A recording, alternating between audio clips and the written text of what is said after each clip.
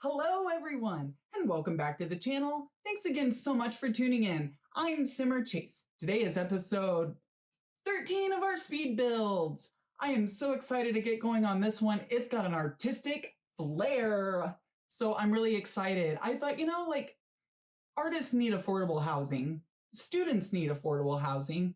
So let's make them a little building and kind of see what happens. So we have the artists co-ed housing. Yes. So this one's a little one and it's tiny footprint. So you can really keep an eye on all the people that are going in there. Because I know some of the larger properties and lots, like you can lose people.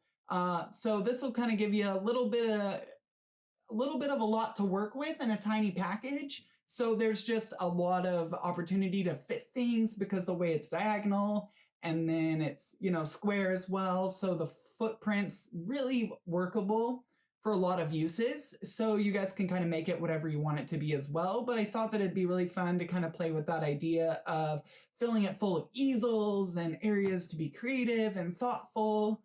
So that, you can really kind of improve your skills as well. So without any further ado, if you haven't yet, please like and subscribe in the links below. And we'll go ahead and get started. Stay proud and go out and do something magical. Let's go ahead and dive in now. Ready, so we're gonna just kind of spin around, look at everything. And I already kind of had this built before, but it's one of those projects that I had, set aside a long time ago and was like, I don't know what this will become. And then the other day when I was looking at some buildings online and I saw like this ad for like affordable art housing for like artists and that kind of thing, and I was like, oh, this would be really smart to build because there isn't a lot of like affordable housing options like anywhere. So I think that that's like another smart idea to do. So I was like, oh yeah, let's go ahead and do that and build something like that. And then I was like, oh, I already have the perfect building I could use for that concept too. So I used my artistic peak building that I hadn't yet finished. I was waiting for new content to come out and the windows were acting really weird. So fortunately we got the new window update. Yeah, so I'm really stoked that we got that update and I wanted to really be able to maximize that here in this building and kind of have the opportunity to create like a mini little tower thing. So I thought it'd be really fun to be able to do that in this property. And I thought it would make a lot of sense. So right now it's just going through and kind of piecing together, filling you guys in on some of the stuff that I had started working on initially and then like again had set aside for a while. And I had even like set aside some of the content footage of when I originally started like working on it again a couple years back. And then I kind of cut that in later on to the actual build of what it ends up becoming. So have a little bit of patience and we'll get there. But so far with this one, it's really neat because it just kind of is giving you the little overhead view, kind of what's going on with the property so far. And it gives you kind of a good way of like looking at all these windows, that kind of stuff, because it's a lot all to take in a little lot area. And then what was frustrating too was the lot next door, so I ended up tearing that down. That's not one of my buildings, and I had got it like a long time ago, like right after Discover University came out, just for like a filler building. And so I was like, oh yeah, there's a better way that I could do this. So I ended up 86ing it because it was like cutting into all of our gallery photos and stuff. And I'm like, that won't work. So you can even hardly see the building. So now we're up here and just kind of going through the rest of the furniture that was kind of existing before that I just like dumped off and kind of left. Now I'm putting together the like little study area, and now that we've had the new staircase update as well, I really wanted to use like a really neat, fun stairwell. So it's got like the multi-tier step down, sort of like 2 landing stairwell. So I'm really enjoyed being able to using a lot of our newer modern features with this build, because I think I had started it like 4 years ago, probably like back in 2015, 2016, initially. And then I was like, well, I've been building too many modern buildings, so I'm just going to pivot to a different style and other styles of buildings. But when I first started playing in The Sims 4, I generally, every time we get a new like iteration, a lot of times I'll end up playing the game and building a lot of like simple square houses just to get familiar with kind of the design aspects and layouts of the UI.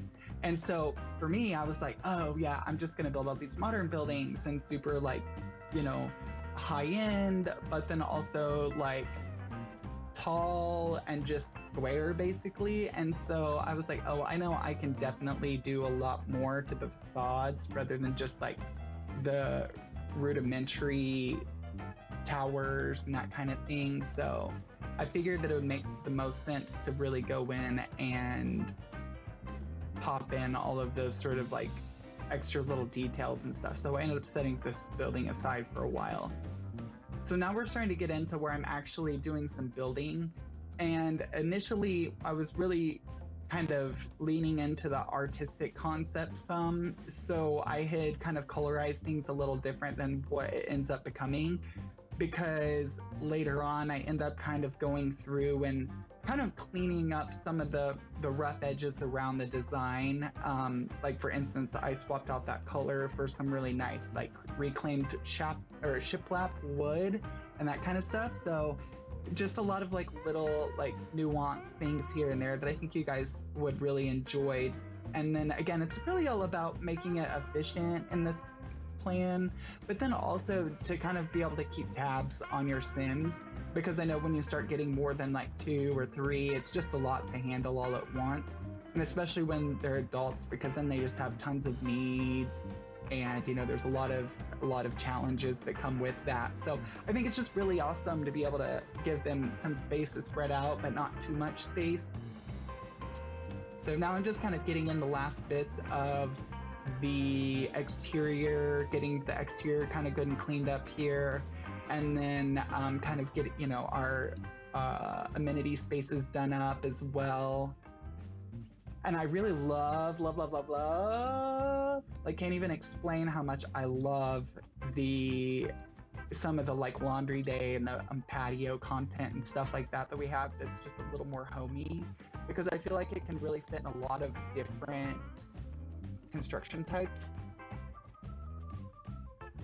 So now I'm just kind of getting some outside landscaping and decorations done here. So you're going to start seeing that fill in here in a second. And I really love that mailbox too. The like, I think Windenburg mailbox is what it's called, or something like that. It's just really like gardeny. It might even be the one from the garden expansion pack that we got, like the perfect patio maybe, or the romantic garden. I'm not sure which one, but or it could have even came with like get together. Sometimes the content just starts kind of blurring together a little bit, because it's like some of it is somewhat similar. Okay, so then this is where like the kitchen comes together, and I took a moment to get like the cabinets right, because I really wanted to do that 2-level cabinet, but I also didn't want the cabinets to really obstruct the view from the window. So I just kept like, you know, kind of piddling with it here and there, and then I finally got it, because I ended up just like multi-stacking that like hutch cabinet in there in the corner. And then I come outside and kind of do a little bit of architectural, like artistic detail there in the corner in the back, just to give it something back there. Because if you plant things that close to the building, it just starts going into the building, and then it can't cut away properly. So then you end up with like, you know, like a bush like coming halfway through your building or whatever. So then it's just goofy. So I definitely, you know, don't really put windows and materials that close to, and walls that close to plants and stuff, because it can just be a lot all at once, and then end up like what I call occlusion or whatever, where it basically just starts all like, you know, clustering together, and then it's like this tree just coming through your house and a bush and everything's just coming at you, and you're like, Okay, so now up here we've got the bedroom coming together. So at first I wanted to maybe cut it and do like a private bathroom, but then I'm like, no, we have this really neat room like adjacent, so I could just go ahead and make that like a community bathroom kind of thing. But I feel like, oh, they're artists, you know, they're probably people that could definitely just get used to and deal with a public bathroom, you know. So we've got that now. And then I'm just kind of working on the lighting now at this point in the bathroom, getting all that together.